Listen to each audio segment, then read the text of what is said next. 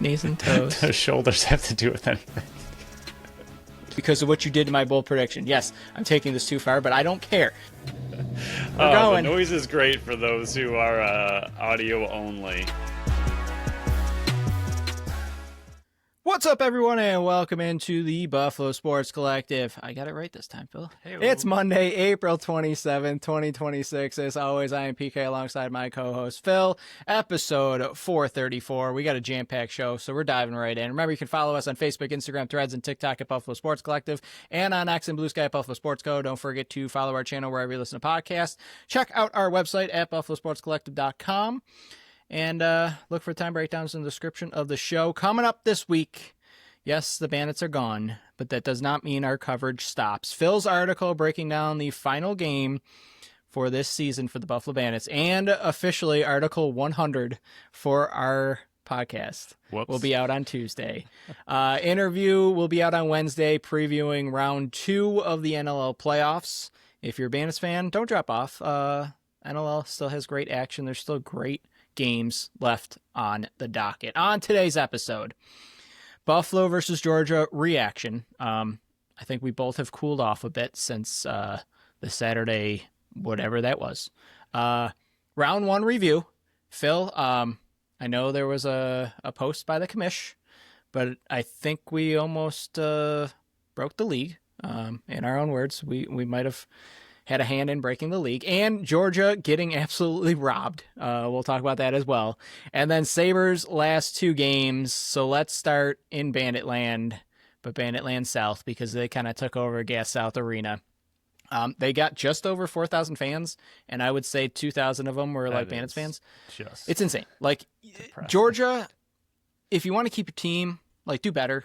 Like, that's me being dead serious. It's a playoff game. You have who is likely to be the MVP and goaltender of the year in Brett Dobson. Your team is unbelievable. They're scoring goals now, and 4,100 fans showed up. It's inexcusable. It's not good. But before the game, Priolo gets put on the IR.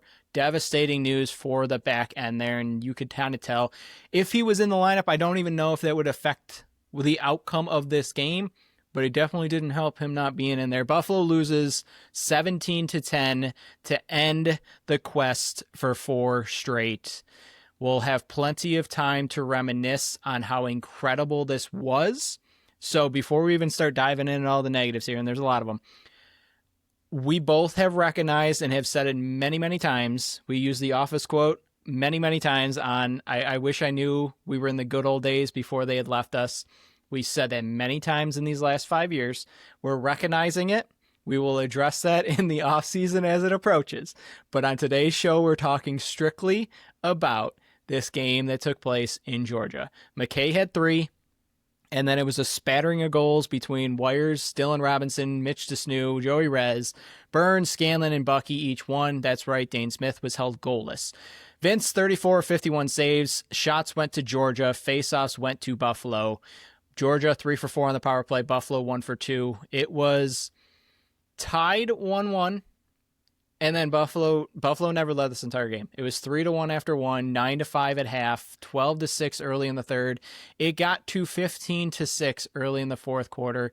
Phil, this is what I would call an absolute domination from the Georgia Swarm over the Buffalo Bandits. I think everyone across the entire league, the other 13 fan bases, are rejoicing here on Sunday and Monday, and even Saturday night. The Bandits' quest to be the 4-peat champions are now dead and buried. But overall, what are your thoughts on the game that took place? Again, I'm going to try to reference this many times. We understand and recognize how great of a run this was. So anybody that's going to be jumping in the comments or our DM saying you're not recognizing how great this was, we get it. But we're breaking down the game that took place on Saturday night in Georgia, and it wasn't a good one. So, Phil, what are your thoughts on this game? Not the overall run, just this game. Yeah, it was gross. It looked really, really bad. And, I mean, in my last article against the Oshawa game, or for the Oshawa game, I said, don't look like this and you should be okay. Or at least you can, hang in there with any team in the league. And they went out there and looked exactly how they did against Oshawa. They just looked horrible across the board. There wasn't a single aspect of this game of this team that I thought looked good. I thought Vince looked shakier than I would have liked. He still made some big saves and big moments, but he didn't look settled in. He didn't look like playoff dominant Matt Vince. The defense didn't do him any favors in front, and the offense more than anything. Yes, Brett Dobson had a good game, but I feel like the offense challenged him extremely little, and I don't think they could handle Georgia's style of defense whatsoever, and the offense more than anything looked just terrible. Just terrible. They looked so bad, and one of my big keys to the game was don't let Georgia get in early. Don't let them get up early, and they scored 40 seconds into the game, and the second happened. I was like, I just said don't let this happen, and then boom, 40 seconds in, and then Dylan Robinson scored in transition. I was like, okay, it's 1-1. Maybe they're settling in. And no, we got called Buffalo, out for that one as well. For what? For saying Dylan Robinson maybe benched. And as soon as he scored, I was like, oh, man, the comments are going to be flying in. And they did for saying, I'm like, listen, I said it myself watching the game. I'm like, God, I'm an idiot. But that's why I'm here and not out there.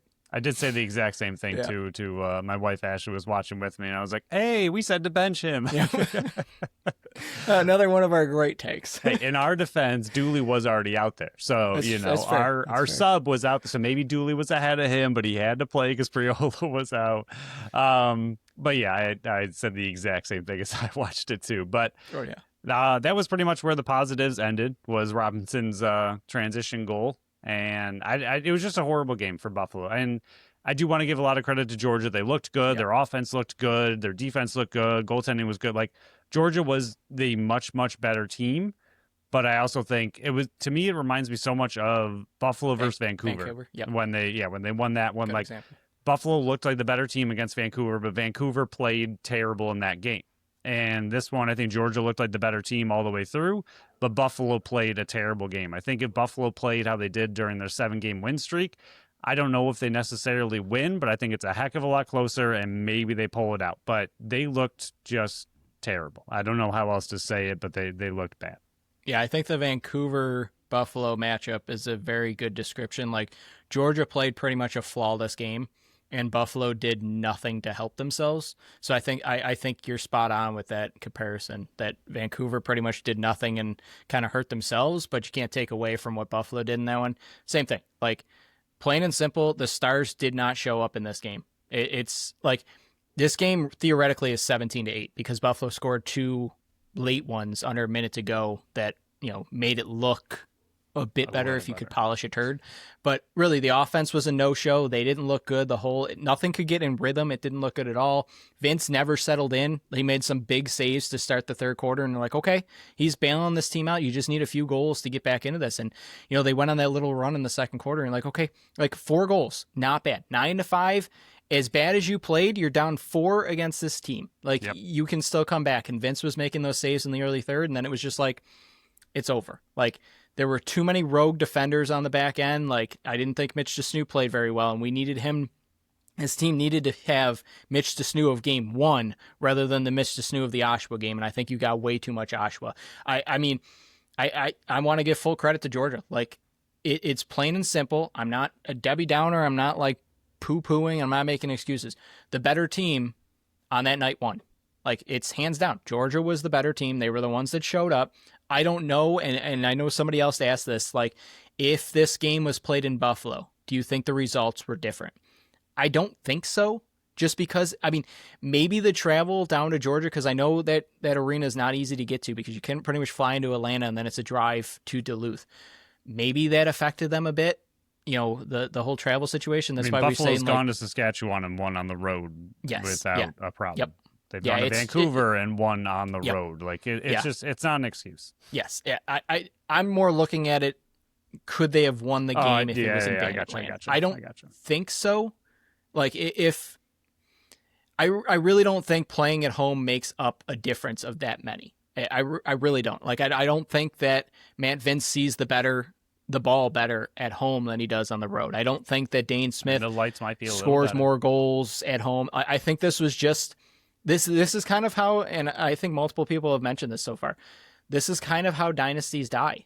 Like, it's not just a thing where you go to the finals and lose and then you don't come back. It's kind of like snap, and it happens really quick. And we thought that was happening in the regular season when they go to 4-6, and they were a goal away from that dynasty dying in the regular season.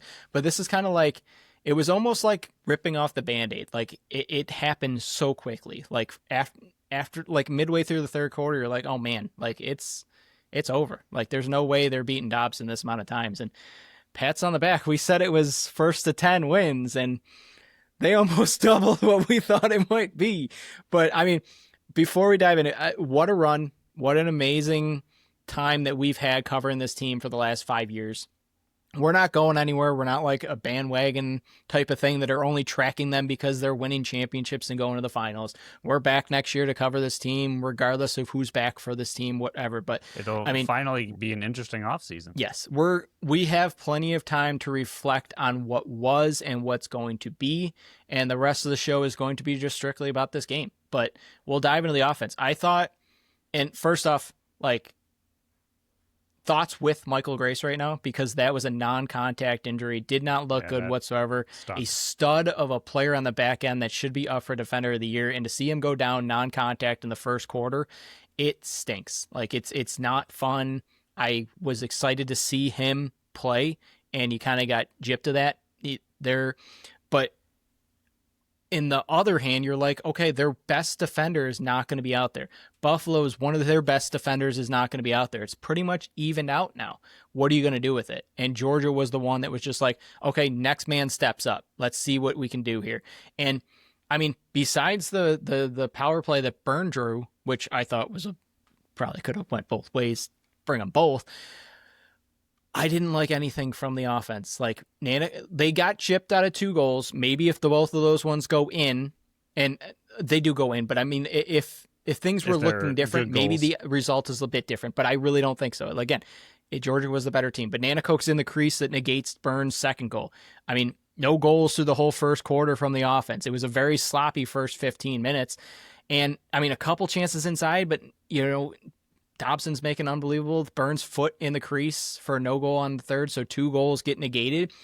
But really, I mean, I didn't like anything from the offense. That final seconds of the power play, Bucky throws it right to him, and Tarbell's leads the transition. Trumbull scores on that one that you could have possibly gotten back into. The offense was really a no-show. It really was, and this is kind of what we had been talking about a lot this season. Going into this, what did we say? I think it was 8 times that the Bandits have scored under 10 goals this season, and Georgia had done it like 6, and Georgia was one of the weaker offenses in the league. They just put 17 on you, and Buffalo ended up at 10, which really is 8. Like, it was just a no-show from the offense. The righties in the first half, 0 points between the 4 of them, 0 for 15 shooting. From the lefties, 2 and 4 on 9 shooting. They ended up, this is the end result here. The righties, the 4 of them, went 2, 5, and 7 on 26 shots. The lefties, 5, 7, and 12 on 17 shots, and Byrne was 1 and 5, and McKay was 3 and 2. It's just your stars didn't show up, and your offense was a shell of themselves in this game. Again, not taking anything away from what Georgia did on defense, because what they did and Brad Thompson did was phenomenal. Like, hands down, if they get any type of goals, 11 or 12 goals, they're winning the whole stinking thing. It's that simple how good of their back end and defense and Brad Dobson is playing. But the offense did not do anything to help themselves in this situation, kept shooting themselves in the foot over and over and over and over. Yeah, I mean, this offense is built around Dane and Josh. And yes, It always has been, but this year more than ever, they do not have anybody on the depth scoring that's going to be able to take over a game like Dane and Josh can. They simply, I know they've won games where they haven't done too much and the depth scoring across the board was good enough, but in this game specifically, especially against Brett Dobson and that defense, you needed your stars to come up with at least 5 or 6 goals, if not 7 goals. Like, they needed to be there. And yes, Burns' 5 assists look good, but we talked about this early in the year. Like, I know people say assists are as good as goals. I don't know if they were secondary assists. I don't know what they were, but Josh Byrne needs to be scoring goals for this offense. Dane Smith needs to be scoring goals for this offense. Like, yes, the assists are great, but most of your goals come from those 2 players. I think they said, 40-something% of the points during the regular season came from Dane and Josh. So it needed to be ran through them, and if they got shut down, I don't think the depth scoring this year was going to be able to carry them, especially not in a game like this. And they just looked bad. Like you said, they looked disjointed. There was no flow to the offense. The chances they got were few and far between. Most of them were outside. Most of them just looked ugly. They were drop passes all over the place. Like we've seen during that 7-game win streak, we saw the offense click and look good at times. And even if they weren't scoring a lot, we said like, okay, like against the Rush, I think it was. They looked great, but Chiliano played a great game. But the offense looked good. They were getting good opportunities, and Chiliano bailed out the Rush for a long time to make it that close of a game. They looked horrible in this game, and this is how they looked against Oshawa. This is how they've looked in the past, where they're just dropping passes. There's no flow, and it just looked really bad. I mean, for your defense to be outscoring you in the first half, like that's inexcusable as the offense, and they just. As good as Dobson is, and I'm not taking a single thing away from him, I truly don't think he was challenged that much in this game. Like, there was a game recently, I forgot who they played, for Buffalo, where we said it was Matt Vince had a great game, but it was all the defense in front of him limiting the other team to very few shots. I think it was Vancouver's game. Okay. Where, like, the other team's offense just didn't look good because the defense was doing so well. Yeah, it was definitely Vancouver's because they had so many shots off net, but the defense was also doing insane, and he only made like, I don't know, 20 saves. Yeah, and like he still looked good. He still had big saves, but they didn't win because Vince played out of his mind. They won because the defense looked really good, and this is the same thing to me for this game specifically. I'm not saying the whole season. Dobson's the goalie of the year easily, but for this game, I think Georgia's defense gave so many fits to Buffalo's offense that they just could not get anything going. And the few times they did need Dobson, he was there to shut him down and do what he does best. But to me, this was more about the defense than it was the offense. I thought Ian McKay actually did have a good game. And what they got in transition and what they got out of an Ian McKay is everything you need when Dane and Josh are also performing how they should be performing. So to me, they were the letdown of the offense. Like Clay getting one, Buchanan getting one. I know Buchanan's was way at the end of the game, but Joe Rezateir's getting one. Like the depth was there enough in this game and the transition was there enough that if your all-stars were playing like all-stars, then you would have been able to possibly, and again, the 17 you weren't touching, but in theory, if the defense was able to keep it close and Matt Vince was able to keep it close, I think the offensive depth and transition bonus goals you got were good enough to beat this team, but Dane and Josh combining for one goal is not going to get it done. Now, before we leave the offense, do you think, and again, 17 goals put aside, we're going to ignore the defensive side because that's going to be, you weren't getting to 17 or anything like that. So we'll say it was a close game. Do you think if Fraser and Cloutier were on this team, they would have made enough of a difference in a close game, not the 17, but if it was a close game that if they were still on this team as the offensive part, they would have made a big enough difference to keep this game close and maybe change the tides? If this was the offense of last year, yes. Like if you ran out the same 7 from last year and were able to keep that group together, 100%. And this is not me blaming. I know there's going to be people in the mentions and sending us DM. This is not me saying that Buffalo should have kept those two, because from everything that we're hearing, they got paid a buttload of money to go to Vegas, and they were able to turn lacrosse into a full-time job. I get the move. Don't hear what I'm not saying. But if in this magical land that you were able to keep the 7, I do think that they would have been able to put the pressure enough on Georgia that they might not have been able to, and hold down the ball in possession and not turning it over and going the other way is a big key as well. Like the offense didn't do the defense, like the defense didn't do well, but the offense also didn't do any favors to the defense of having to stand on their head when they're already missing Steve Perolo back there. Like, they gave no offensive help, no offensive goals in the first 15 minutes is inexcusable. Like, and that's not the first time this has happened this year. And we always look back and go like, I should have pushed this harder because we briefly mentioned it and we didn't do it enough. We didn't push enough pressure on how many times this offense has failed this team this year. Like the defense and the goaltending were a big reason why this team was where they were. And to an extent, I get it, because you were trying to figure out who you were on offense without your 2 big-time secondary and third tertiary scorers. I get that. But it's game 19 and you still don't score in the first quarter. And I get you're facing Brett Dobson, but again, not the first time this has happened, even late in the season. It's your offense had spurts and they didn't have the spurts in this one, and your stars weren't stars. And to answer your question, 4 of Burns' 5 assists were secondary assists. Like one of them, and it was the first goal in the Dylan Robinson transition. And when you're looking at this, take out the last 2 goals. And I know you can't because it's on the stat sheet. I get that. But we always joke with the San Diego game that it should have been 5-3 because that last goal went in with like 0.1 seconds to go. So those last 2 goals were under a minute to go when the game was way out of hand. So take those away. Out of the 8 goals that they scored when the game was kind of there, 3 of them were in transition from your defense. So out of those 8, 5 of them were scored on offense. And 1 of them was on the power play. So 4 goals scored when the game mattered came on 5-on-5 with your offense. Like the Wires goal, fantastic. Like the effort that he put in, and I thought Wires had a really good game in this one, both defensively and that goal. Like Dobson made a great save, but to pick up that loose ball, go behind the net, and be able to dunk it past him as a defender, fantastic. The and try to get his team jazzed. Yeah, like he was trying to get his team jacked up and like ready to go. Like I've never seen him that hyped up before. It made it 9-4, and then the Desnu one right before half, I'm yelling, pull it out. 32 seconds to go, like, this is what we've been saying. And then the long shot goes in. I'm like, yes, I knew it. I knew he could do this the whole time. But to make it 9-5 at half, and you're like, they had the juice going in at half.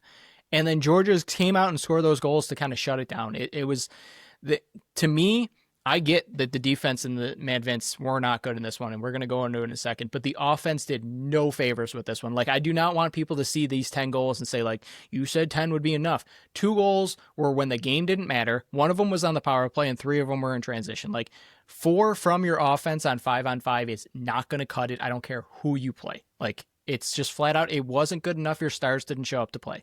Like, sorry. Like, and that, again, this is not me taking away from Georgia. Georgia did a fantastic job, and I think that's a big reason why Byrne and Smith were held to 1 goal on what they were, because this Georgia defense is legit. Like, I don't think they got talked enough about how legit this defense is. But we'll transfer to Buffalo's defense. I mean, it just wasn't good. Like, there were a few players that came out to play, and I thought Dawson had a pretty good game, maybe 1 bad fake, and he was able to rebound off that one. I thought Spanger did okay out there. I thought Zach Belter came out to play. I thought, like I already mentioned, Cam Wires. I thought Dylan Robinson played halfway decent, kept it under control, and didn't commit any stupid penalties. But, like, Whitty, man, like, this was not a Whitty game whatsoever. We say he's got to play with that edge. There was no edge. He fell off that cliff. Mitch Desnu was not good in this one. He went rogue way too many times, missed way too many switches. I don't understand how that good of a player can have that many brain farts in one game. I truly believe they're, like, we talked about it beforehand. There's 2 Mitch Desnus. There's the Mitch Toronto Desnu one. There's the Buffalo. There's Mitch Desnu with a lead. Yep. And there's Mitch Desnu when you're behind, and he just loses focus when they're behind. He tries to make lot. a 5-goal comeback in one play. Yes, every play, every time he's out there, he's trying to, like you said, like, get a 5-goal swing in like a matter of seconds. It's just not possible. Like, he doesn't stay as focused or as locked down as he does when they have a lead. He's one of the best defenders on the team and in the league. But as soon as they start to lose by a decent amount, he just, like you said, he just goes. He tries rogue. to go like that Josh Allen superhero mode where he puts everything on his shoulders and realizes, dude, there's like 5 other players out here, or 4, I should say, that, like, if there's a switch, like, I can't even count how many times that him and Belter were supposed to switch. Belter goes, and then Mitch Desnu's not switching. It's same with Whitty. Like, I don't understand how game 19, you still don't know the right switches and the right calls. Like, and again, that goes also back to Steve Perillo not being out there leading the charge. And I know he's a righty, I get that, but I do think that also played a factor of Steve Perillo not out there. Again, I still think they get beat, but it's just like everything crumbled. Like, I do think he had a lot bigger impact than we thought or realized, because they looked so sloppy and disjointed without him. Too. Yes, without him anchoring everything. I don't know what he does on the bench. I don't know what he says to these people when he's out there, but without Priolo anchoring this whole thing, they just looked like they had no idea how to play lacrosse all of a sudden, and their system that they are built on was just gone. Like, they just had no idea what they were doing without their captain leading them through everything. And I do think, like, obviously Priolo was going to be a really big loss. He's arguably the best defender on the entire team, but I didn't think he would have that The big of an magnitude. impact. And I don't think it was simply him as a player. I think it was him as a captain, and him not being out there directing this team and communicating. I think they lost all structure, all form, and just had literally, it looked like they had no idea how to play lacrosse. And again, credit to Georgia. Their offense was buzzing. Everything was working. Byrne is one heck of a player, and I'm excited to see what his career looks like because he's just a rookie He and looks he's like a doing younger great. other Byrne. He does. He really does. I really like his attitude. I like everything I saw from. He says something out there. He gets under the player's skin he's too. feisty. Everybody wants to go over him, no matter what. Like, it's not even just a Buffalo thing. Every team wants to go at him. Such a good player. He backs it up. Yep. He got a hat trick and 3 assists. But yeah, I do think the effect of no Priolo had a much bigger effect. Again, not just the man on the field, but the captain behind the defense. And once the defense loses its structure, I think it just lost everything. Yeah, I mean, just look at, if you want to see a prime example of where he's lost, look at the penalty kill. Like, I get the 3-on-4, the 3-for-4 power play goals for Georgia. I get that. Like, it's a bad number.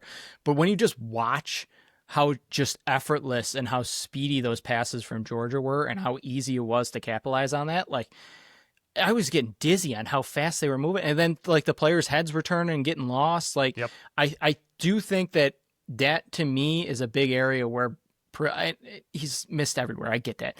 But on the penalty kill, like, there was zero structure on that whatsoever. And I get that Spanger stepped up and Dylan Robinson stepped up in those places as well. And at some point, Wires was back on there. So I get you were interchanging pieces. But, man, like, it's just, to me, I agree. We've pounded the drum for how good of a defender he is since we started covering this team. I get that.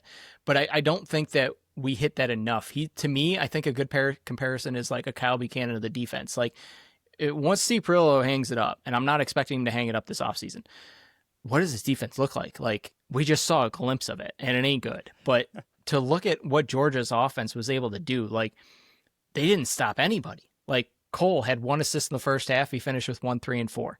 Jackson, 2 goals in the first half, 2, 3, and 5.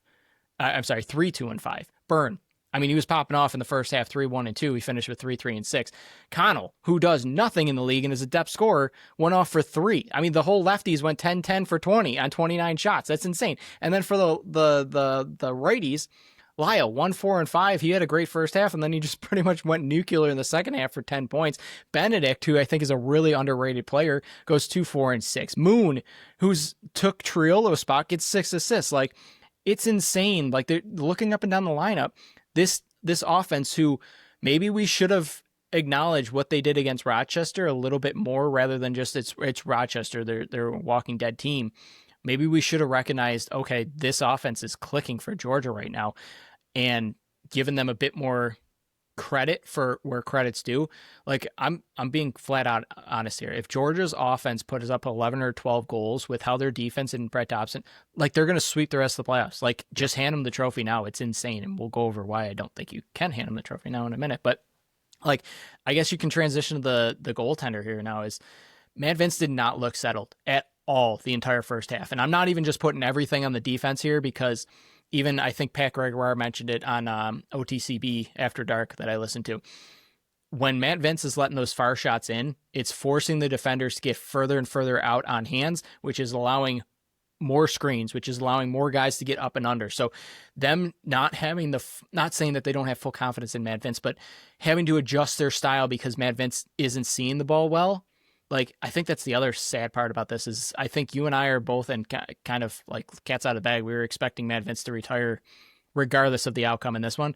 But to see him have to go out after this performance sucks. Like, I've gone on record multiple times this year going, like, he's the GOAT of lacrosse. Like, I get JT and Gary Gate and so many other players that I'm even not even mentioning here. To me, what he did with his longevity and how there hasn't been a cliff for any of it, he's the GOAT to me. Like, hands down, that's not taking away from anything any other player's done, but what he's done with his career, and for it to end the way it did here, it sucks. It really does suck. But I mean, he made 2 massive saves early in the third, one off the face-off that, again, I don't think Connor Farrell did really well in this one either, and then one in transition. Like, he was bailing them out early in the third and then just went off a cliff. Like I have so many, like there were ones that I think he wants back, but there were 6 out of the 17 that I have that were just completely on him. Like the second one on Benedict, on this offside, he beats Weiss, but Vince sees that one clearly. It goes through the 5-hole, needs that one. It went 2-1 on that one. The 6th one, Jackson, I mean, no one is on Jackson. He's all alone, but you want to save there to stop the run. That one made it 6-2. Connell, opposite side. Wires is lazy, but Vince again needs that one to make it 9-3. The Connell one, it's just a long shot with the shot clock expiring. It was the 3rd attempt, or I'm sorry, that wasn't even the shot clock one. That was an outside shot, 3rd attempt. Vince needs that one to make it 14-6. The 15th one, Lyle, I mean, he beats DeSnoo over the top, but again, Vince needs it, 15-6. And then the 17th one was the jump shot by Connell that kind of end it and makes it 17-8. Like all 3 those are the goals, 6. huh? Yeah, those were the 6. Yeah, he's all 3 of them. Those were the 6 that I definitely have on Matt Vince. There were other ones that I think normal Matt Vince, playoff Matt Vince makes those saves, but man, like it just wasn't good top to bottom. Like this is the worst showing that we've seen from the Bandits in a very long time, even including the Oshawa game we saw. Like I think this one blows Oshawa out of the water considering the implications and the drasticness of this game.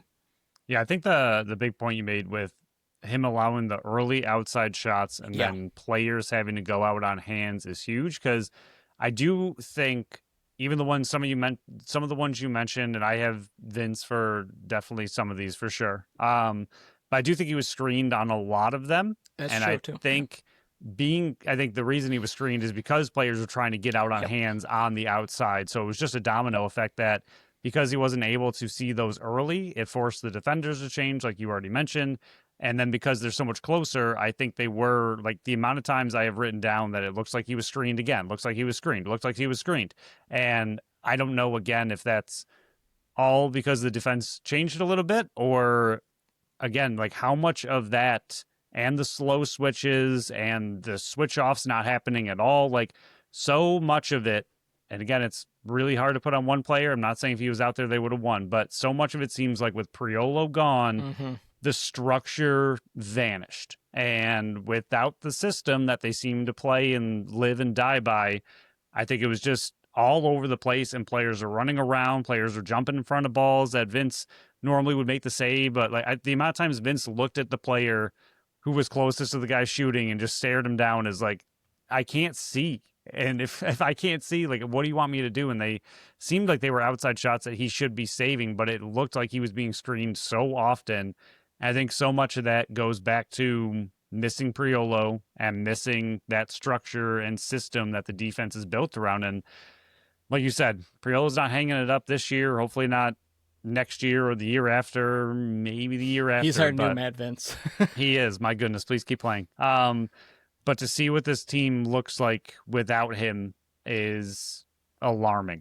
And I mean, we've even seen it plenty of times when he gets a penalty and you see the defense all of a sudden just doesn't look quite right. And like you said, a lot of it also, DeSnoo's also just running around with like a chicken with his head cut off because they're losing. He's trying to make every he goes from the right to the left when his player's still on the right. Yeah. And like I for such a good player, he plays so crazy. It's like, and again, I think Priolo out there can rein that in, be like, hey, stay on your side, do your job over there. Like, you got to settle down and we'll come back. But like, I feel like Priolo again is another guy like to keep the snoo reined in a little bit. Like, they love that he goes and does his thing because he's great with loose balls. He's great with cause turnovers. Time and place, like, but it's not every shift. Yes. And it's not when you're losing by a ton. And he just went very rogue at times. And I still love the snoo. I still love everything he brings, but this was another rough game when he goes too rogue, it's all over the place again, especially for a team with such a structured defensive system. You just can't have that rogue of a player. And then, like you said, Whitty didn't play that great. I thought Dooley had a few missed opportunities as well, and he didn't play that great. So it was just a huge domino effect of no Priolo and everybody else just simply not playing the way they needed to. And yes, there were some great players, like you said, Wires, Belter, Spanger, and Robinson all played well. There were a few others that Dawson played pretty well as well. Yep, Dawson played well. Like, it wasn't the whole defense by any means, but it was enough to get them 17. And again, not trying to take away anything from Georgia either. Their offense also just looked really, really good, and they were finding their shots, and they made it look a bit too easy on a good Buffalo defense. Yeah, it's weird that we're like 35 minutes in and we're pretty much done with this wrap up, but you can sum it up like this. Buffalo played really, really bad for 60 minutes. Georgia played really, really good for 60 minutes. And the team that played really, really good for 60 minutes won the game is moving on. Miscellaneous stuff, I thought Farrell was not very good. I thought the second half he played better, but you got a Fogo out there versus a team who doesn't have a faceoff man, who is winning like 28% from the draw for the year. And when they scored that goal to make it 9-5, I'm like, okay, this is why I came on this show on Friday and defended Connor Farrell, and why I said you want him in this one, because I think it's going to be a close game and you want to have the Fogo in there against a team that doesn't have a faceoff man to win those draws. He loses the one right at the end, the first. And I'm not saying that anything would change. I'm not saying it. But when you're taking up a roster spot, you need to win those ones, especially versus a team that doesn't have a guy that takes normal draws. And there were so many times, and I don't know, I'm not a face-off man. I've never taken a face-off. I don't know the ins and outs of it. So if I'm wrong, I'm sorry. But it seemed like he couldn't get the clean clamp ever in this game. And it seemed like every time he won it,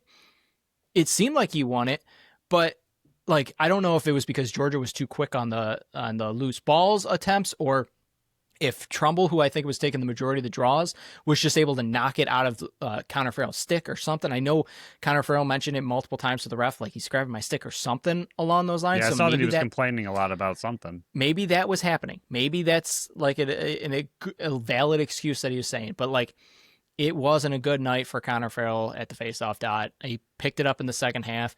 I thought the camera work was really bad in Georgia. They were getting fooled multiple times. I already mentioned the attendance, but then the last thing is, this is the first non-finals Buffalo Bandits loss in the playoffs since 2015, Phil. Like 11 years we haven't had to discuss. And I know we were only a part of this for 5, covering this team at least. That's insane. Like, again, we'll reflect on that at a different time, but to not lose a single non-finals game since 2015 is just insane to me. Penalties, I thought the Dawson one, the first cross-checking one, was super, super weak. Especially, got a little high, but like, yeah, God. I don't really care about the penalties. It didn't do anything in the game, but I was going to bring this up, and then the more and more I thought about it, I was like, I don't care. It was such a bad game. Like, I'm not even going to bring it up. But on that power play for Georgia, Josh Byrne gets demolished in the face as he drives toward the net on a much worse cross-checking play than what Dawson did. So within 30 seconds, I think it was, pretty much of each other, maybe within a minute, and one's called and one's not. And again, does it affect the game? Not at all. But like, that's the inconsistency we talk about so much, that if you're going to call it one way, you got to call it both ways. And even the only other one that stood out to me, and then I'll let you break down the rest of them. Buchanan got cross-checked in the back as he was waiting for a pass in the middle, and he just got leveled from behind, and there was just nothing. I was like, what?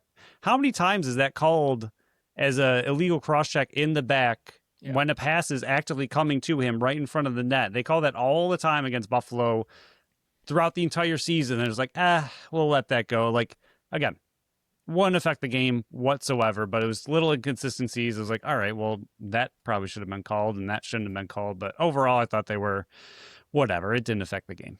Yeah, 100%. I mean, the Desnu unsportsmanlike kicking the stick, it's just, again, he goes rogue and it's just a stupid play. The Weiss cross-check, there was no replay, so I can't really dissect that one. I don't know if you had it or if you're just going to have it in your article tomorrow. And then the Belter dead ball. He got his cross check up high on Nolan Byrne. He did. Okay. It was close and it was really quick, but I think he got it up. Okay. And the last one, Zach Belter. I mean, it was the dead ball one. Benedict got him walking off the field. Like I always say, they always catch the second man. That's what my parents always say. That's how I always got in trouble as a kid. Always get the second man. He got his money's worth with that slash, though. That was a wicked chop. So if you're going, you served it well. But yeah, I don't have anything else with this game. It was a bad end to the Dynasty. Again, we'll break it down and hand out awards and go what the future looks like on a different episode. But I think overall, this was not a good way for their fourth Pete to end. Like it just stinks that everything that we heard in press conferences and how they turned their season around and everything they talked about in the room of, Paul Dawson and Kyle Buchanan and Matt Vince, they didn't have to come back. They came back because we pretty much begged him. And like I think Steve Perillo mentioned on his podcast multiple times of in that losing streak, Matt Vince is sitting there just going like, why did I come back? Like if this is what we're going to do, it kept flashing back in the back of my head of going like, this is the performance they're putting on in that type of situation. Like why isn't that speech being like played on that bench over and over and over? Like JT's got to take out his phone and just like play that speech in their ear at the end of the first quarter and go, guys, like they came back for this, like get your heads out of your butts and start playing. So it was just a bad game overall. I think what stinks is we probably should have seen this coming a bit more from the offense because of how much they've struggled this year with these big time goal droughts that we've mentioned so many times, no goals in the first quarter. But yeah, I mean, I don't really have anything else unless you do. Get through the milestones and get to the fun part of the show. Yeah, it does. It stinks. More than anything, it's just like had they lost, it's one thing, but to lose in the way they did and just how bad it looked. Like if you lose this game in overtime, if you lose this game 9-8 and it's really close battle the whole way, like you want a more like dramatic finish to the right. The We're not Dynasty having run. this conversation, but they went out with no bang whatsoever. They just kind of deflated. The only other thing I will praise them because I've criticized this team and many other teams. They didn't play a chippy at the end. Like I will give them full credit for that they took the defeat, they took their ball and they went home. Credit to them for doing that. I think they learned a bit of a lesson from the Oshawa game, a bit like Ian McKay. But I do think that they deserve a ton of credit for that because a lot of other teams would have played chippy and like played a bit dirty because like we're not playing next week. What do we care? I think Ottawa that they handled it. Carolina in the NHL. Yeah. I think they played it perfectly how you're supposed to at the end of the game. Still played it competitively, still made those checks and everything, but they didn't take it across the line. So I will give them full credit for not doing anything like that. Yeah, the only weird thing I'll say is like we saw a few people saying like, oh, this is such a bummer for Vince to go out this way. And it is, but it's also really hard to go out the correct way. Yeah, there's no right way to hang it unless he went out last year at the height of the three-peat and didn't come back. Like that's how to go out, but you'd really have two idiots on the show just going like, but what if? What if? Right.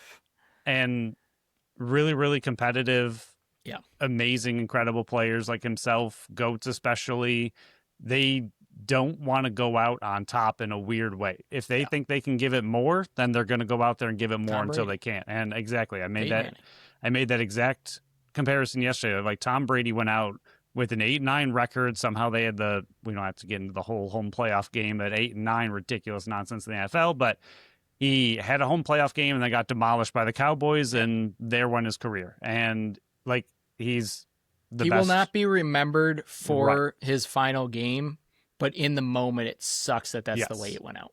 But at the same time, like a player like Vince, if he thinks he can give more, he's not going to end it on a three-peat. And Vince, you still can. We still Yes, you absolutely can. That was the other thing we were thinking. Like he could still, I'd have him back in a heartbeat. But they don't really go out on top necessarily, like players like that, because they know they can give more. They know they can possibly win another one. It's really hard to hang it up when you're at your peak and you're like, okay, well, what if I can go another one? What if I can get that 4-peat and etch myself Dane even won't more stop calling me. into history? And Dane's calling me 10 times a day to come back. Like, yes, it would have been great if he went out last year and went out on a high. And yes, it's a bummer that he went out 17 goals in the first round of the playoffs. But players like him don't go out easily, and it seems to be rare that they go out on top. I mean, even, again, we talked about it a little bit. Derek Jeter went out on the Yankees' first missed playoffs season in like over a decade. And he was like, all right, well, that's my career, and we aren't even making playoffs this year. So Michael Jordan left the sport to play baseball, came back, dominated, and then left while being a Washington Wizard.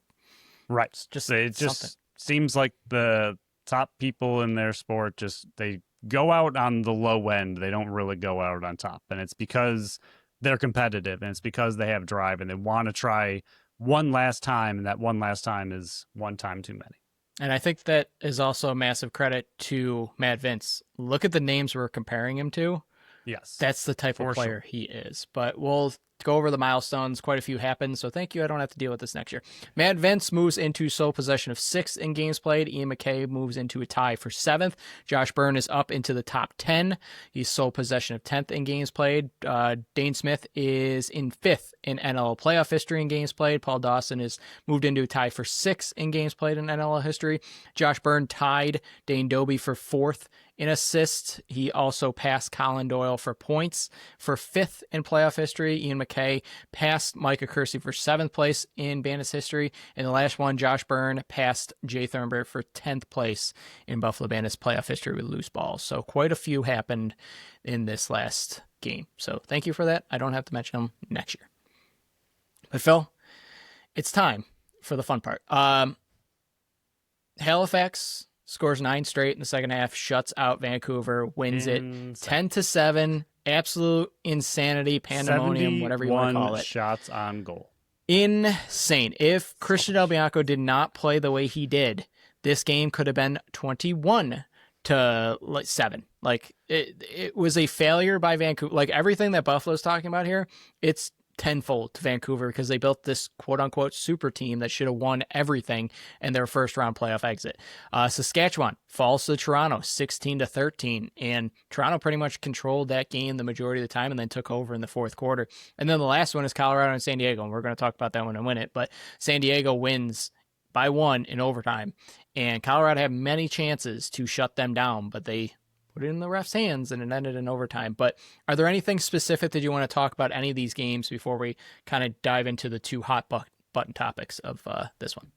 Yeah, I mean, huge credit to Halifax for not only not giving up in that game, but just the end of the season they've had in general. Making me look like even bigger of an idiot when I buried them after they lost against Buffalo. Like exactly. Poured on me.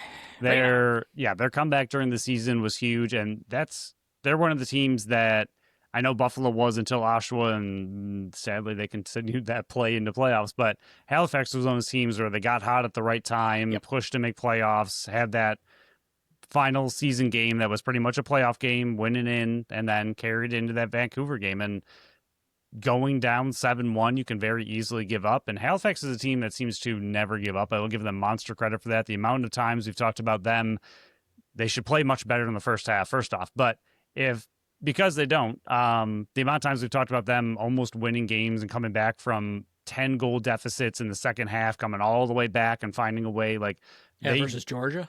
Yeah, they do not give up. And I do want to give them a ton of credit for that. That was a wild game for Toronto. I'll also give one other thing there.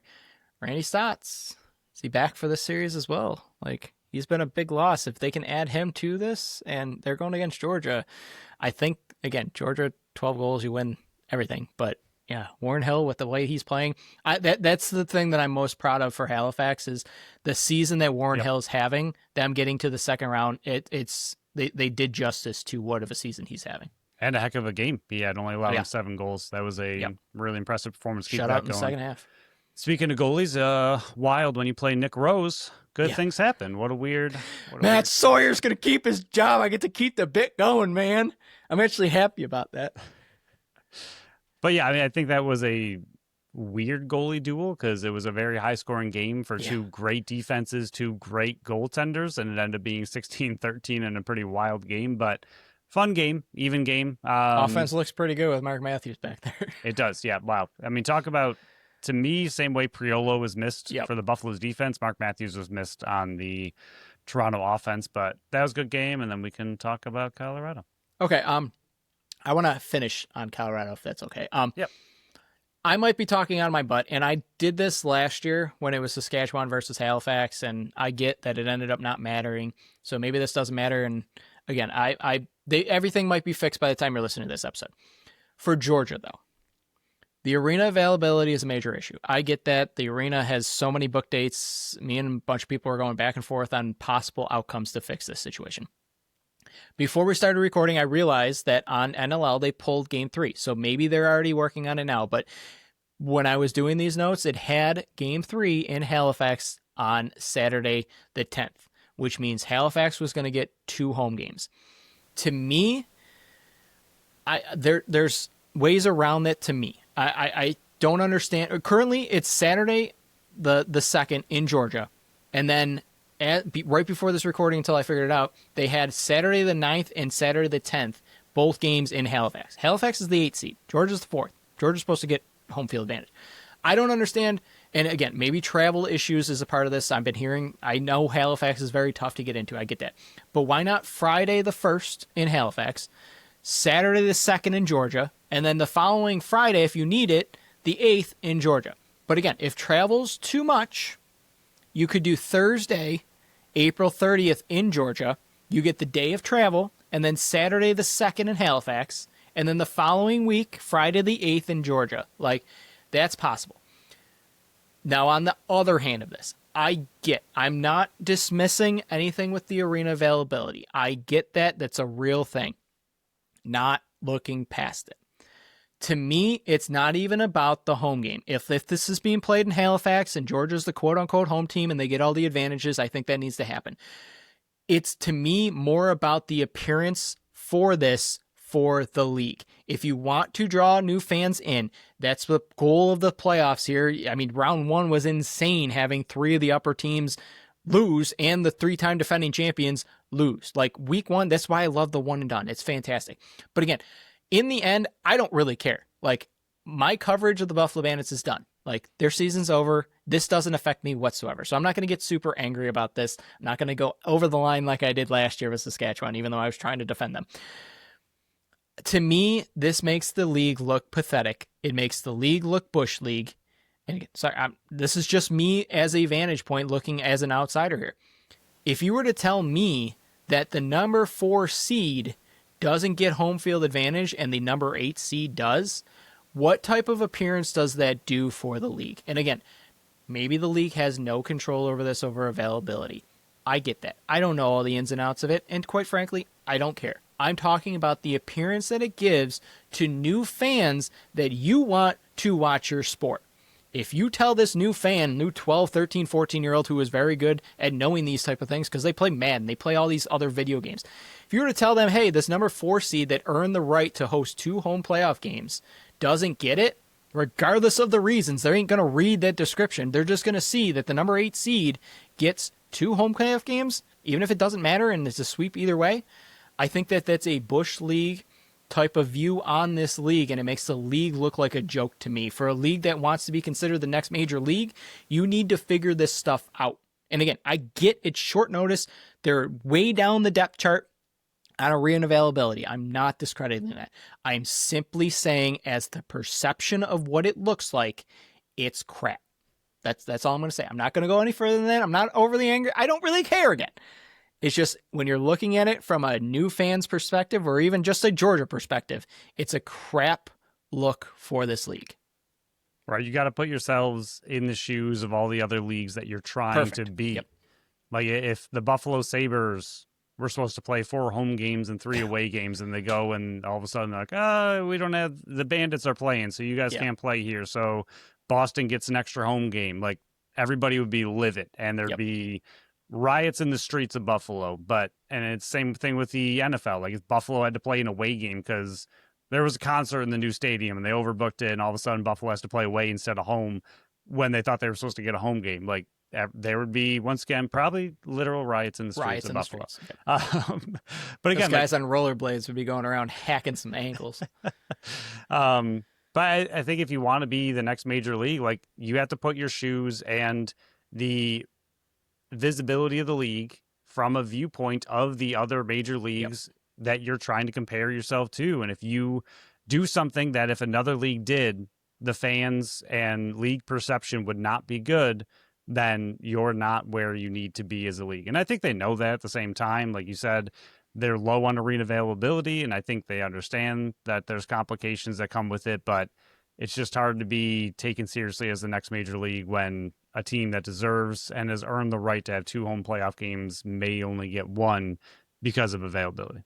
Yeah, that's, again, just the perception. I don't need to hear all the excuses and the reasons. And I get it. I mean, we've been doing this for 5 years. I get it. It's just the perception of it makes your league look like a joke. Second topic. And Phil and I are probably going to differ on our feelings on this to a degree. I get that. I took some time and I'm reflecting on it a little bit more. This is where Phil and I might have broken the league.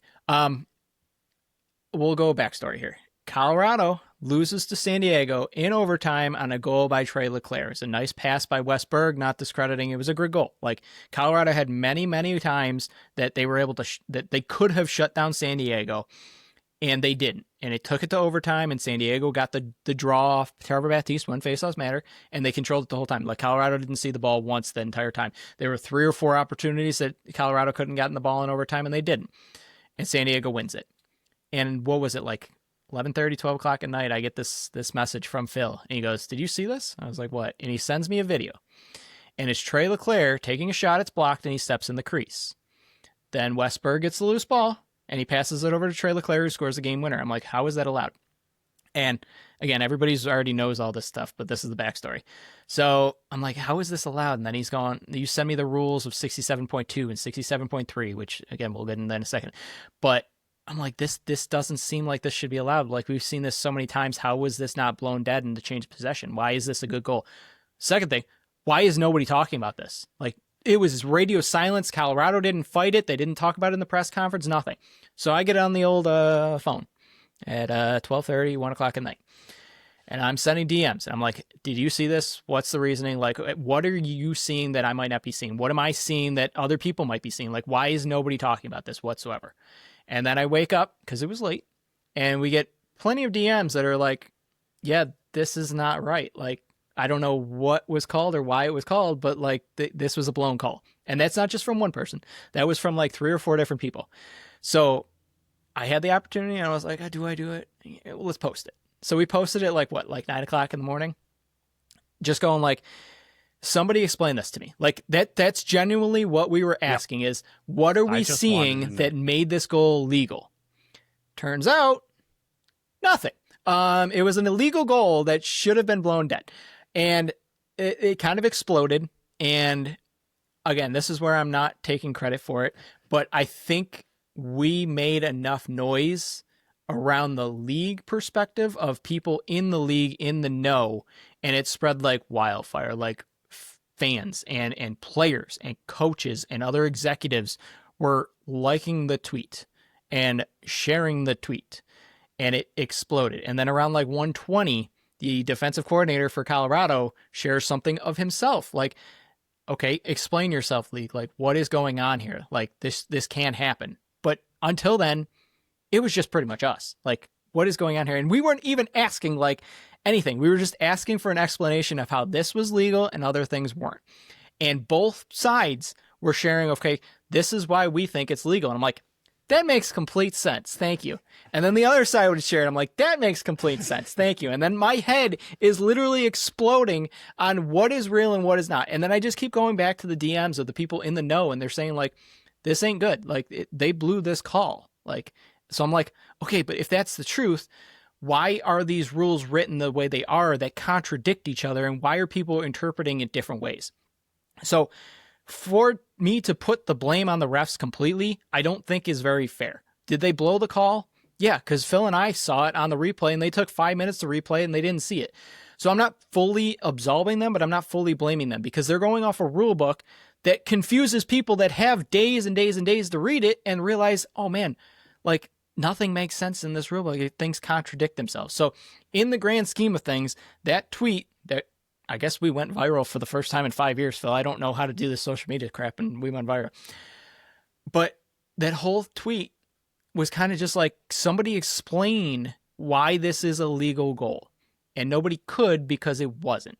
So in the end, the way I see it, we banged enough drums and shook enough trees to make this thing go public where enough people's eyes were on it. So while I'm not taking credit for the league making the announcement, what I am saying is we made enough noise in public spaces that enough public made the noise that even if Colorado was behind the scenes, I think this made it to a point where enough public was outcrying and enough people got it that they made enough noise where the NLL just couldn't ignore it. And this is where we get to the announcement from the commissioner. Like, I loved the announcement from the commissioner. It doesn't change anything for Colorado. I'm not a Colorado fan. I don't cover Colorado. I don't care about the game because Buffalo, like, my coverage is done. I get that. But I love that they would put out a tweet and a comment, an announcement everywhere across social media within 24 hours. Like, less than 24 hours after the game, they admitted fault. Like, they admitted, and again, nothing can be done, but I loved it. Like, I think that's how most leagues should run, that if you screw up, don't try to sweep it under the rug. Don't try to, like, ignore it. Come out, say, we messed up. This is why. This is how we interpreted the rule, that the refs did it incorrectly. So I think overall, I think making enough noise was fun for me because we ended up being right, so pat ourselves on the back for that.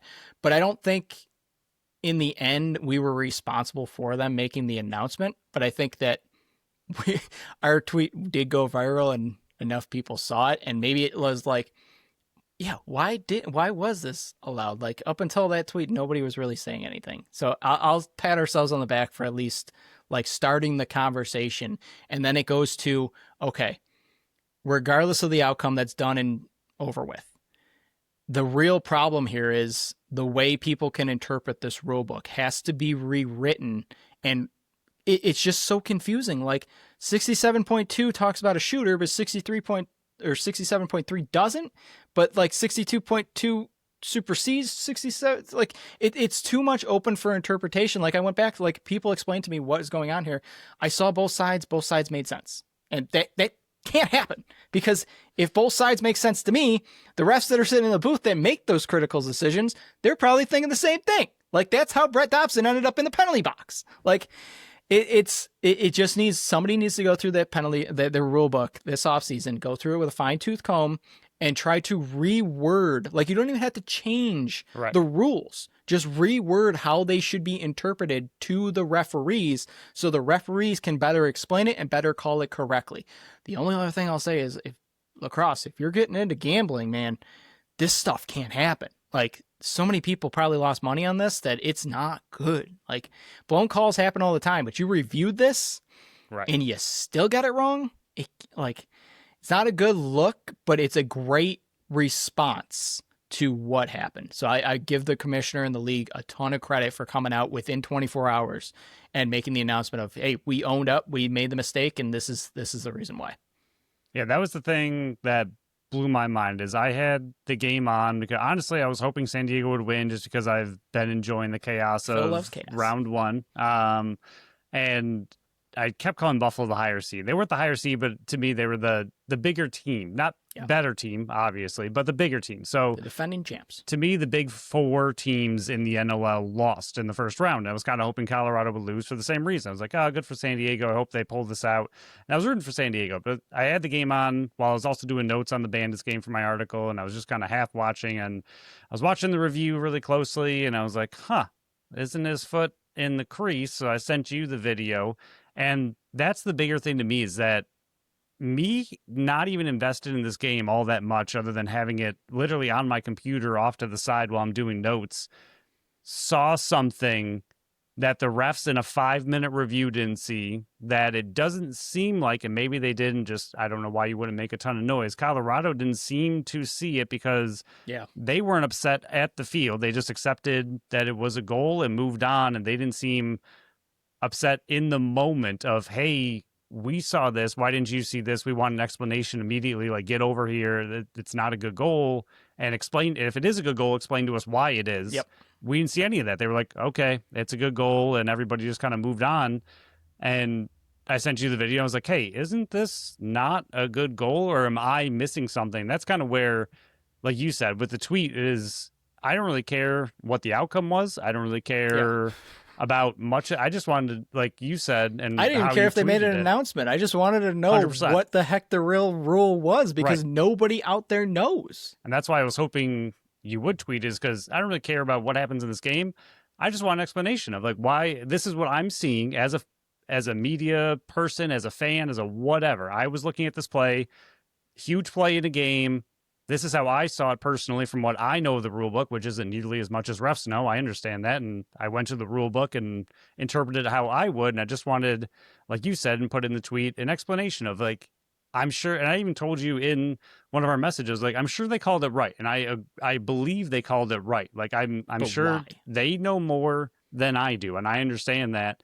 Why is it right though? Like, I just want an explanation of like what am I not seeing that they saw that we missed, and then as it slowly unfolds throughout the day, we were right, and Brett Frew comes out and says, "Nope, the refs were wrong, and we screwed this up, and we apologize." And I'm like, "Oh, we did see it correctly."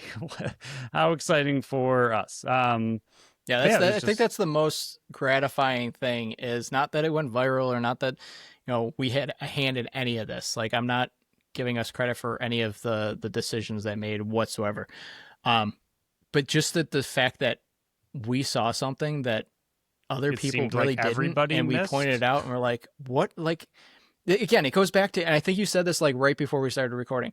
The fact that Colorado was there, that has all the advantages of looking at the replays, that they didn't start saying anything. Like, I think that goes back to how everybody's interpreting the rule, that maybe even both coaches and the referees like see that and are interpreting the rule the same way. Like, it goes back to like the Brett Dobson one where he didn't even put up a fight. Yeah, It was just like, well, if the refs are telling me, that must be the right. way it is.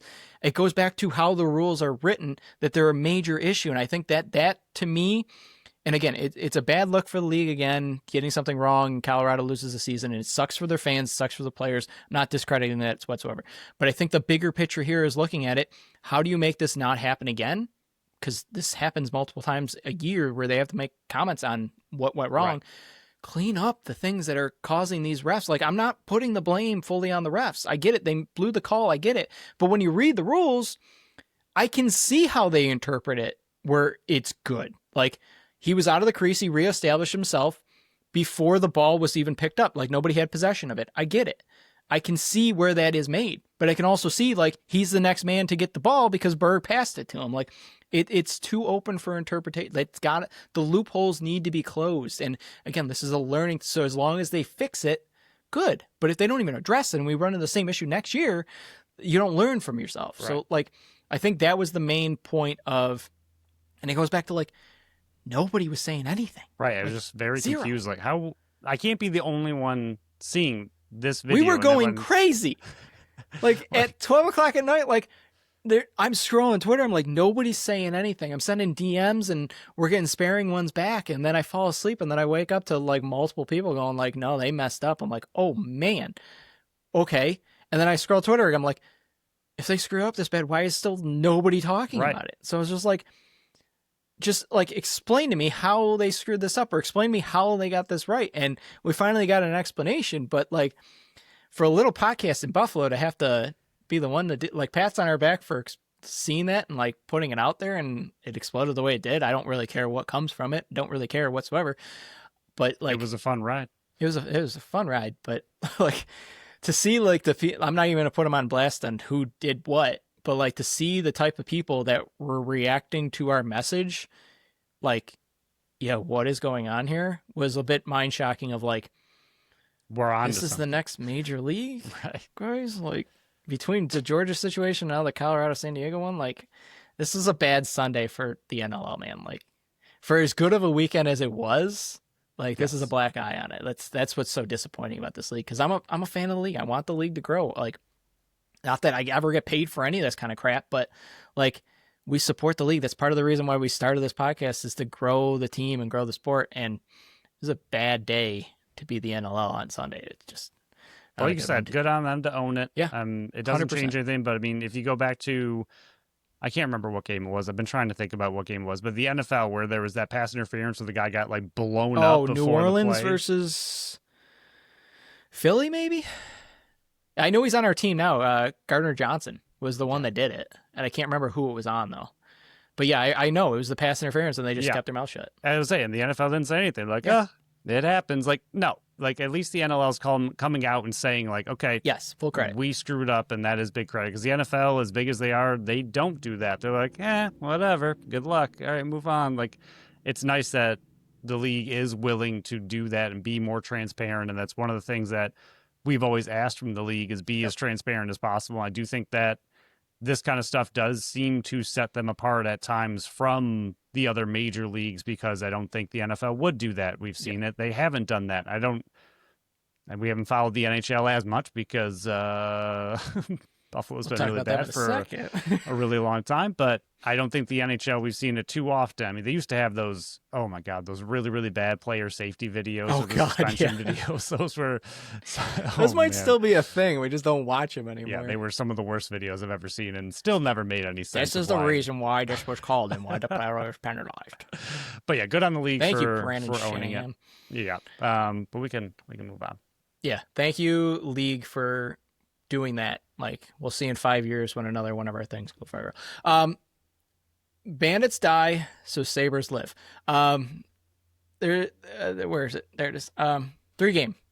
They won. They're one game away from sealing it. I'm still flabbergasted on how this has happened. Thursday, game 3, they win 3-1. And I know, oh, this happened so long ago. Well, we recorded on Wednesday, so we could actually watch this game. And then Sunday was just an absolute slugfest. Wins to 6-1.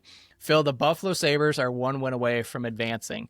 And I know you and I had differing opinions on this, that you wanted Buffalo to just not get swept. I said Buffalo has to win. Goal number 1. That was goal number 1. My goal number 1 was they have to win the series. Like, it's a letdown of a season if they do not get by Boston. And then you can take it by game and series by series. You have to get by Boston. I said it after the Thursday game that if Buffalo scores first, they're winning Sunday 4-1. I was off by 2 goals. Buffalo is such the better team in this series, hands down, by far, not a question about it. They might even be better in net right now with Lyon over Swayman. They just hadn't scored first. And I just went like, if Buffalo can just score first, Boston can't play the style that they need to play to come back. Like this Sunday game was the first time they had led and the first time they scored in the first period. If Buffalo can score first on Tuesday, they will win this series hands down. Not a shadow of a doubt in my mind. I think the other big switch off was getting Lyon in net. And he even mentioned it, like when they pulled UPL early in the third period in that Tuesday game where they got blown out, getting him a little bit time back there was a massive difference. 1 goal in 120 minutes. Like, that's fantastic. He's not being asked to do too much, but he's being that solid presence back there. You know he's going to be in the right spot making those big time saves.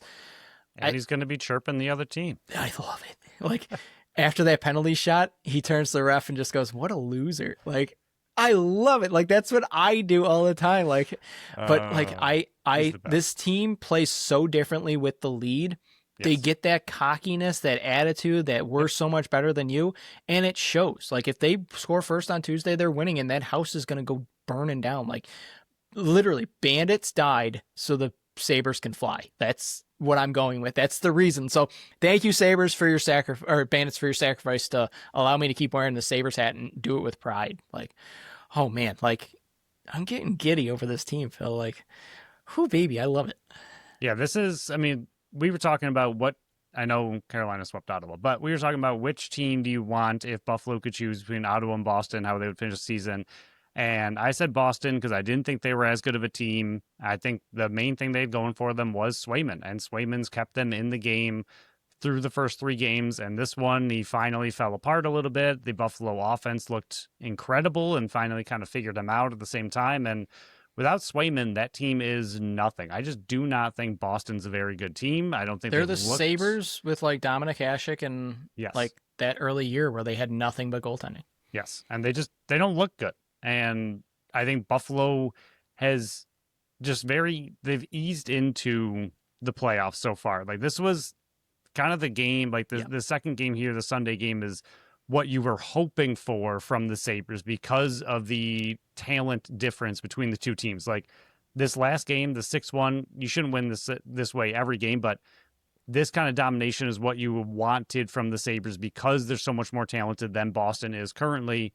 And these first 3 games, I think it was a feeling out process a little bit. And you had mentioned it, that Boston plays a very slow game. And I think that kind of, with Swayman keeping them in it as long as he was throughout each game, I think that kind of played to Boston's advantage in a massive way. And finally, like you said, Buffalo gets that first goal. They start to get high flying. They start to go all over the plate. Like, their forecheck was relentless in this game, and Boston had no idea what to do. I mean, how many of those goals were on turnovers by Boston in their defensive zone because their forecheck was just all over them? And that's the kind of game you want to see in Indy. Even Linda Ruff said, like, it seems like they were worried to make those mistakes, that they weren't playing so aggressive because they were worried about how it would happen the other way. And they're playing a little bit hesitant because it's the first time in playoffs. And now I think this third game was, or game 4, I think, was how you expect to see the Sabres and want to see the Sabres for the rest of playoffs. Hopefully, the biggest thing now is do not go home and just lay an egg and take all that amazingness and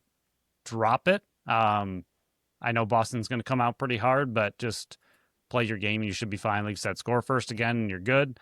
I think the big thing right now is just do not lose that momentum. Also, 100%. Score on the power play. Yeah, they're, I think, 0 for 39 now in April. It's insane.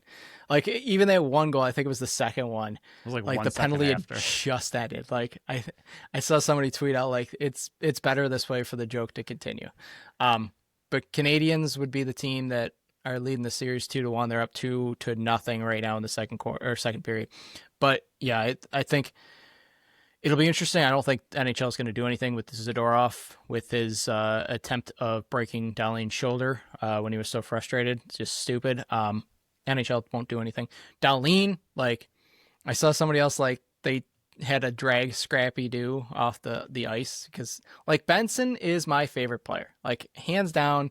It's not just because he's a short, like, fiery guy. Like, I can't use the word I want to use on this podcast because we don't swear on this podcast of what he is, but he's an SOB. Like, on the ice, like, nobody likes him. He's a little pest. Like, Zadorov went and he pushed him into the boards and, like, Benson checked him back and Zadorov skates off and Benson's just laughing with the ref. Like, he's having a full-blown conversation laughing at Zadorov the entire time. Like, Benson is such a fiery little punk, and I love every single second of him. Like, him and Lyon are just so funny just to watch their emotions and their facial expressions on the ice.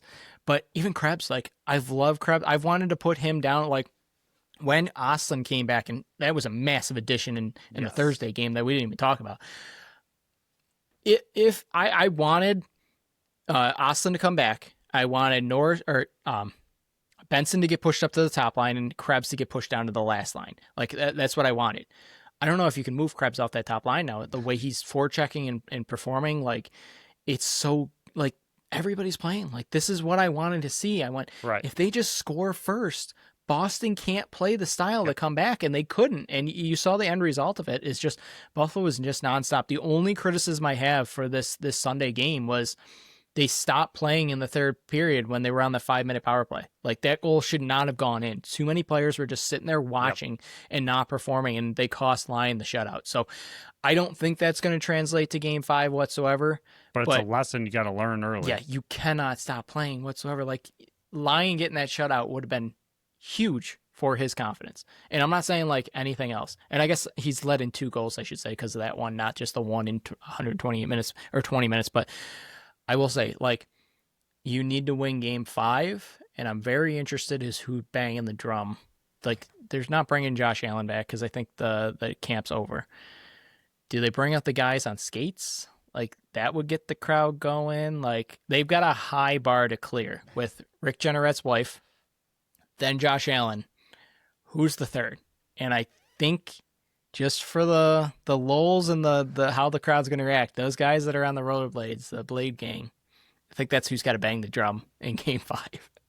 Not don't want to be any of the Bandits right now. That's bad. Yeah. Bad. They're golfing. Yep. They're golfing. But Phil, is there anything else with this episode before we shut it down? It was an extra long one, but when you go viral, you got to talk about it. I guess the Bills did some stuff. We'll talk about them later. Yeah, who cares? It was a bad draft. Bean is a joke. They did so well until Friday. Yeah. That's it. I do not like Brandon Bean. No, he shouldn't have a job. He's in the wrong position, and he got promoted for the job he did. Even just his phone calls. Hey, congrats on being a Buffalo Bill. Thanks. Click. Doesn't it mean so much to you? Right. I don't know. I'm the president. God. He's the worst. Anyway, we can move on. Went from big baller Bean to Bean bad bye. There you go. I don't know, that was a bad one. Yeah. On Tuesday, Phil's article breaking down this game. It will be article number 100 for the BSC.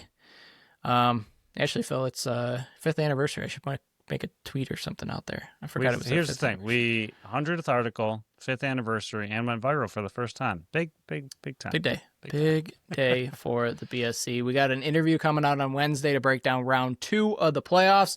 And just because the Bandits went away doesn't mean we are. We're still 2 shows a week for the immediate future. We're still in discussions on when we go to off-season mode because both of us are very tired. Very tired. But yeah, that will end this episode. As soon as I find the outro button, I'll get this thing rolling. There it is. Thank you for listening to another episode of the Buffalo Sports Collective. Follow us on Facebook, Instagram, Threads, and TikTok at Buffalo Sports Collective, and on X and Blue Sky at Buffalo Sports Co. Visit our website at buffalosportscollective.com. Phil's article out on Tuesday. Follow our channel wherever you listen to podcasts, and make sure you leave us a review on Apple and Spotify.